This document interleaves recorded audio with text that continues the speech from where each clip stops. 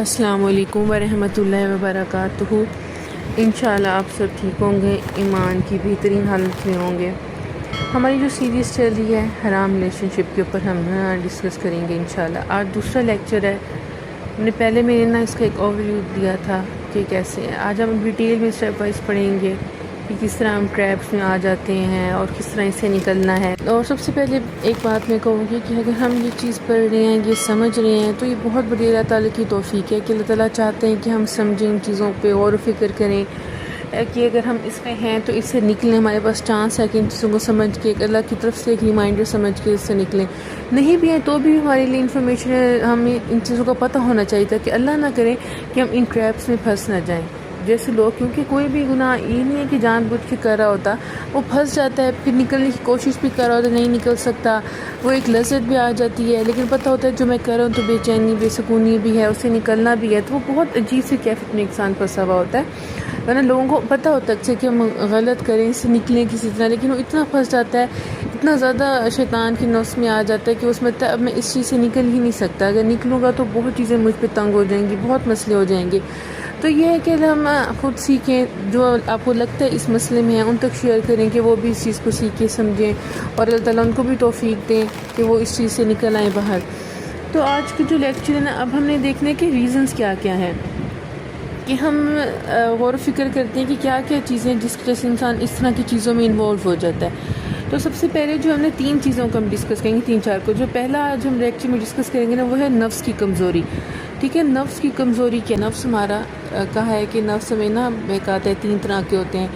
جو نفس ہمارا ہوتی ہے وہ انسان کو نا اسی سائڈ پہ لاتی ہے، بہکاتی ہے کہ آپ اس سائڈ پہ آئیں، ان چیزوں میں انوالو ہوں، اور یہ کمزور ہوتا ہے، گناہ کی طرف کرتا ہے۔ اب نفس ہم سب کے پاس ہوتا ہے، جو گناہ کریں جو گناہ نہیں بھی کریں، سب کے پاس ہی نفس ہے۔ نفس ہمارا جو ہے یہ سب سے پہلا دشمن ہوتا ہے۔ قرآن پاک میں سورۃ یوسف میں ہے کہ بے شک نفس انسان کو برائی پہ اکساتا ہے، شیطان بھی ہمارے دل میں وسوسے ڈالتا ہے، لیکن یہ دونوں چیزیں جو ہے نا یہ انسان کو تنگ کرتی ہیں۔ وسوسے ڈالتا ہے شیطان کہ کر لو، اس میں کوئی بڑی بات نہیں، تمہیں ایسے لگ رہا ہے کہ یہ بہت بڑا گناہ ہے، یہ کوئی غلط بات ہے، جبکہ نہیں ہے۔ نفس بھی ہمیں کہتے ہیں کہ کر لو، وہ انسان کو اکساتی ہیں۔ پھر قرآن میں اللہ تعالیٰ نے فرمایا کہ وہ اکساتی ہے، کہ ایک اندر بندے میں ارج پیدا کرتے کہ یہ کام کریں، یہ کریں، اس کی جو لذت ہے اس کو کریں۔ وہ جو ہمیں پہلے سارا دن جو ایک گناہ کر کے بے چینی ہوتی ہے، وہ اس کو کچھ لمحے کے لیے بھلوا دیتی ہے اور کہتی ہے کہ نہیں اب یہ گناہ کرو، اس طرح کرو۔ اور ایسے ہی ہے نفس، کہ یہ ہمارے مائنڈ ہے۔ کیوں کہا گیا ہے کہ آپ اپنی نسلوں کی حفاظت کریں، اپنے آپ کو پروٹیکشن میں رکھیں ان چیزوں کے؟ یہ نفس ہوتا ہے، کوئی بھی ہمارے سامنے سے گزرا اپوزٹ جینڈر تو ایک دم سے وہ ہے یہ پیارا نہیں ہے، اس میں سے کوئی بات ہے اٹریکشن والی نہیں ہے۔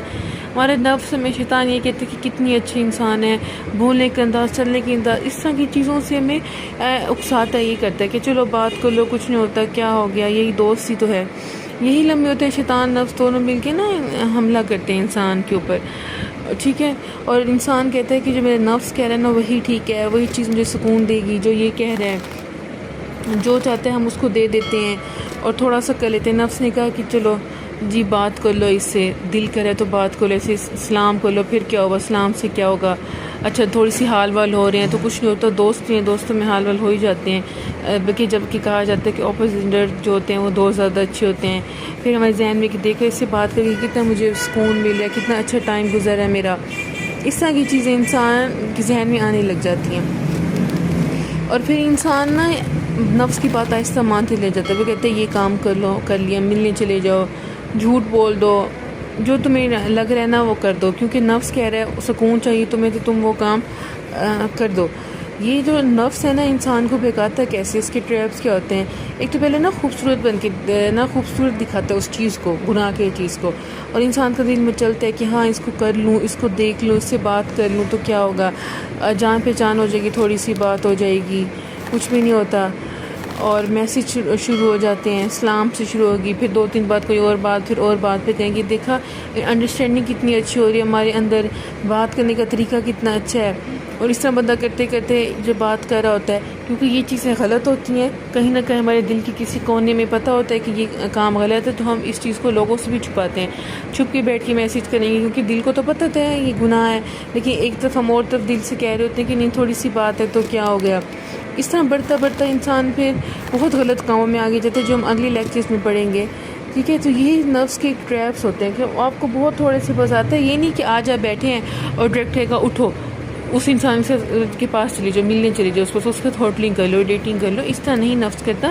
بہت چھوٹے اسٹیپس لے کے وہ ہمیں لاتا ہے اسلام سے, پھر آگے بات بڑھتی جاتی ہے, بہت زیادہ بڑھتی جاتی ہے. تو اس کا ٹریپ ہی یہی ہوتا ہے کہ تھوڑے تھوڑے سے لے کے انسان کو جا اور ڈال دے. اور جب کہ ہمیں کہا گیا ہے کہ ہم نفس کی بات نہ مانیں. آپ غلام نہیں بنے نفس کی, نفس کو اپنا غلام بنائیں, اپنے اوپر کنٹرول کریں. تھوڑا وہ کہہ رہے ہیں میسج کرنا ہے تو نہیں کریں.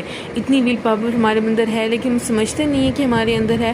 جب ہم کہہ رہے ہیں میسج نہیں کرنا, بات نہیں کرنی, تو نہیں کرنی. اپنے آپ کو کنٹرول کریں کہ نہیں کرنی. اپنا مائنڈ چینج کریں, کسی اور ایکٹیویٹی میں اپنے آپ کو انوالو کریں. تو یہ محنت والا کام ہے. یہ کر کے ہی گناہوں سے نکلا جائے گا. ایسے گناہوں سے نہیں نکل سکتے ہم. کوئی بھی گناہ ہو, چاہے یہ والا نہ ہو چیٹنگ والا, کوئی اور بھی گناہ ہو, تو اس سے نکلنے کے لیے بھی ضروری ہے کہ اس کو کنٹرول میں کرنا ہے ہمیں. جیسے آپ صلی اللہ علیہ وسلم نے فرمایا, ترمذی کی حدیث ہے, حقیقی جو مجاہد ہے نا وہ ہے جو اپنے نفس سے لڑے, یا وہ اپنے نفس سے اللہ کی اطاعت کے لیے لڑے کہ تم اللہ کی اطاعت کرو. مجاہد وہی سب سے زیادہ ہے. اور بہترین ہجرت بھی وہی ہے جو گناہوں سے کی جائے. یہ بھی ہمیں حدیث میں پتہ لگتا ہے, جو گناہوں سے کی جائے وہی بہترین ہجرت ہے. اب تھوڑی سی ٹپس پہ ہم دیکھ لیتے ہیں جن پہ عمل کر کے ہم ایک تو ہم نے کنٹرول کرنا ہے ہر بات نہیں مانیں. دوسری کچھ ٹپس دیکھتے ہیں جس سے ہم کنٹرول کر سکتے ہیں. ایک سب سے پہلے توبہ استغفار جو ہوتے ہیں وہ آپ کرتے ہیں روزانہ. یہ بہت ضروری ہے. توبہ آپ کو ہر طرح کے گناہوں سے کرنی چاہیے, کیونکہ پہلے بھی میں نے بتایا تھا لیکچر میں آئی تھنک کہ بہت ایسے ہوتے ہیں جن کو ہمیں پتہ بھی نہیں ہوتا ہم گناہ کر رہے ہوتے ہیں. کچھ کو ہوتے بہت سے گناہ ہوتے ہیں ہمیں پتہ ہوتے ہیں گناہ ہے, کچھ ہم کر رہے ہوتے ہیں ہمیں پتہ نہیں ہوتا کہ یہ گناہ ہے. تو توبہ ہو گئی, استغفار کی تسبیح جو ہوتی ہے آپ پڑھتے رہنا چاہیے. آپ ایک کاؤنٹر اپنے پاس رکھیں اور اسے پڑھتے رہیں, ٹھیک ہے. دوسرا ہے کہ اگر آپ بہت زیادہ اس انٹینسٹی پہ آ چکے ہیں کہ اب کنٹرول نہیں ہو رہا, گناہ کی طرف بہت زیادہ ہے انوالو, تو پھر اس کے لیے حل ہمارے پیارے نبی نے کہا ہے کہ روزہ, کہ اے نوجوانوں, یہ بخاری کی حدیث ہے, جو نکاح نہ کر سکے وہ روزے رکھ لے.